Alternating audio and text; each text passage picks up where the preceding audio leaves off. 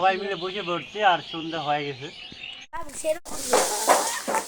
Hello বন্ধুরা, ভিডিওর intro দেখে তো আপনারা ঠিকই বুঝে গেছেন যে আজকে আমরা বোর মাখা করে খাবো। তো আজকে শুধু আমি একা না, আমার সঙ্গে আরো কয়েকটা বোন আছে এবং আমাদের একটা দাদি আছে।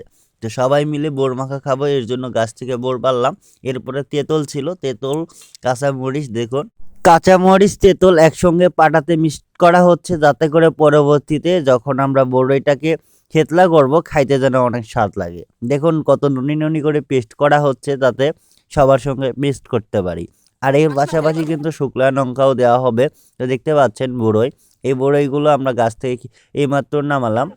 এইভাবে শুধু গ্রামে থাকলেই আনন্দ করা যায়। গাছ থেকে বড়ই নামিয়ে সেই গাছের নিচে বসে আমরা সবাই মিলে সেই বড়ইগুলো থেতলে করে এখন ঝাল পুড়তেছি গ্যাসে যায়। এই যে দেখুন, আমি সরাসরি হাত দিয়েই গ্যাসে ঝাল পুড়তেছি। এগুলা হচ্ছে শুকনা ঝাল, এইগুলা যদি না দেই তাহলে মজাটা হবে না। এ দেখুন একটা চটি বিছে আমি বসে পড়েছি, আর পাশাপাশি সবাই কিন্তু আছে। আমি যেহেতু ভিডিও তৈরি করি এর জন্য আমি কাজটা করতেছি। এই যে লবণ দিলাম, পরিমাণ মতো হলুদ, শুকনা লঙ্কা আরও ছিল এগুলো দিচ্ছি, মানে শুকনা ঝাল। তারপরে সরিষার তেল দিয়ে সবগুলোকে মেখে নিচ্ছি যত সুন্দর করে আমরা মাখতে পারবো।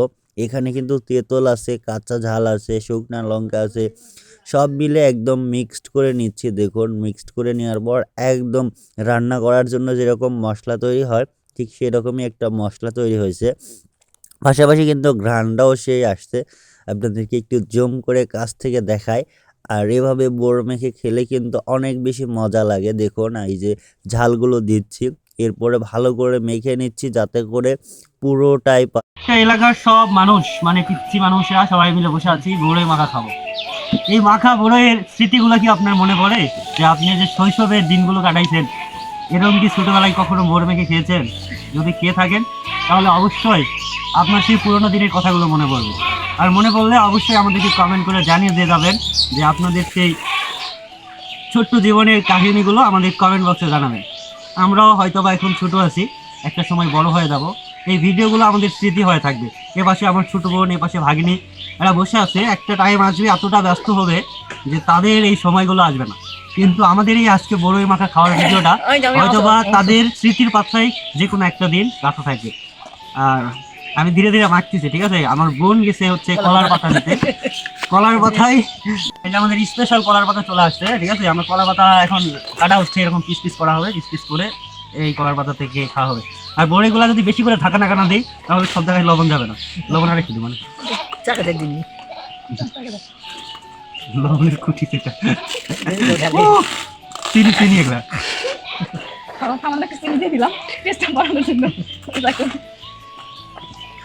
এই এখানে আমরা হচ্ছে অনেকগুলো চিনি দিতে পারতাম, ঠিক আছে? চিনিটা দেওয়ার না দেওয়ার কারণ হচ্ছে আমরা যদি বড়ির আসল টেস্টটা যদি নিতে চাই তাহলে তো চিনি দিলে সেই টেস্টটা পাবো না।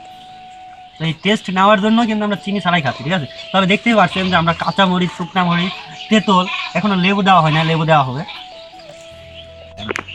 স্পেশাল লেবু এই যে টক যদি টকই না হয় সেই টক খাই লাভ আছে?